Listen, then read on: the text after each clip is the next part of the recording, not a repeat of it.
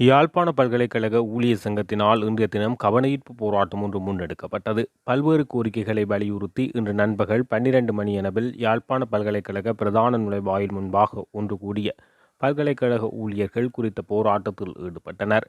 சம்பளத்தை பொய்யாக உயர்த்தாதே, பதவி வெற்றிடங்களை உடனடியாக நிரப்பு, இடமாற்ற விண்ணப்பங்களுக்கு நடவடிக்கை எடு, பொது சேவைக்கு 64%, எங்களுக்கு 58% நீதியா, ஓடி வீதத்தை மாற்றாதே, எம்சிஏயை குறைப்பதை நிறுத்து போன்ற கோஷங்களை போராட்டக்காரர்கள் எழுப்பினார்கள். நாடளாவிய ரீதியில் உள்ள அரச பல்கலைக்கழகத்தில் பணியாற்றும் பல்கலைக்கழக ஊழியர்கள் அந்தந்த பல்கலைக்கழகங்களில் போராட்டத்தில் ஈடுபட்டு வருகின்றமை குறிப்பிடத்தக்கது.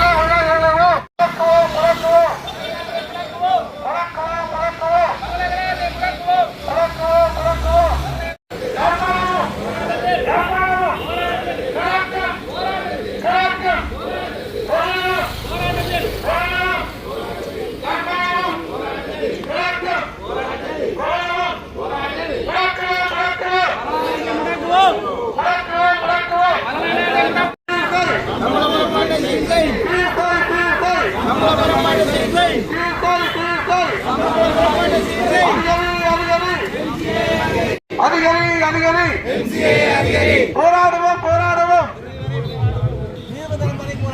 போராடுவோம் போராடுவோம் போராடுவோம் போராடுவோம் போராடுவோம் போராடுவோம் உல உல எழுவோம் உல உல எழுவோம் உல உல எழுவோம் முடக்குவோம் முடக்குவோம் முடக்குவோம் கல்விசாரா ஊழியர் கல்விசாரா ஊழியர் கல்விசாரா ஊழியர் கல்விசாரா ஊழியர் விழா விழா எழுவோம் விழா விழா எழுவோம் முடக்குவோம் முடக்குவோம் முடக்குவோம் நிரப்பு நிரப்பு நிரப்பு நிரப்பு நிரப்பு நிரப்பு நிரப்பு நிரப்பு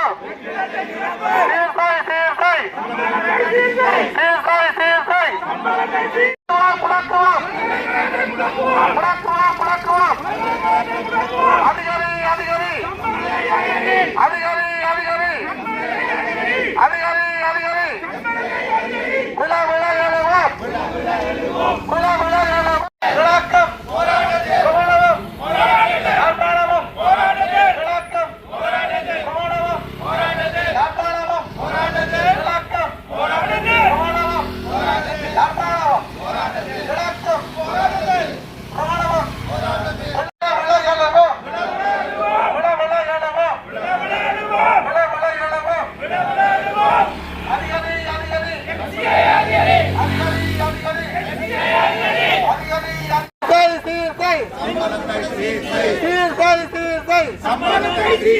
அதிகாரி அதிகாரி அதிகாரி அதிகாரி அதிகாரி முடக்குவோம் முடக்குவோம் முடக்குவோம் முடக்குவோம் முடக்குவோம் முடக்குவோம் விழா விழா எழுவோம் விழா விழா எழுவோம் விழா விழா எழுவோம் விழா விழா எழுவோம் விழா விழா எழுவோம் விழ விழ எழுவோம் போராடுவோம் போராடுவோம் போராடுவோம் போராடுவோம் போராடுவோம் போராடுவோம் யாழ்ப்பாணமும் யாழ்ப்பாணமும் யாழ்ப்பாணமும் இலக்கும் இலக்கும் இலக்கும் புகழவும் புகழவும் புகழவும் யாழ்ப்பாணமும் யாழ்ப்பாணமும் விழ விழ எழுவோம் விழ விழ எழுவோம்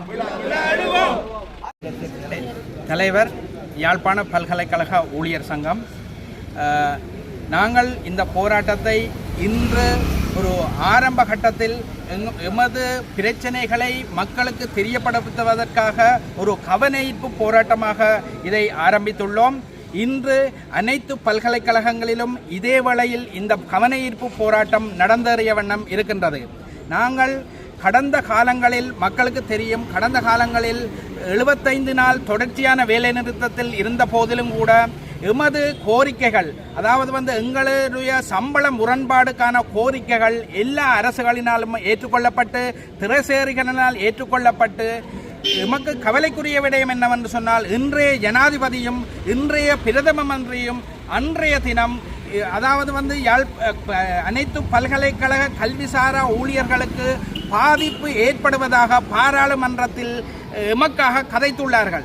ஆனால் அந்த அரசிலேயே இன்று வரவு செலவு திட்டத்தில் மறுசீலமைப்பில் உள்வாங்கப்பட்ட அந்த சம்பள உயர்வில் எமது பிரச்சனைகள் கருத்தில் கொள்ளப்படவில்லை. இது வெளிப்படையாக நாங்கள் இங்கு அரசுக்கு அறிவுறுத்துகின்றோம்.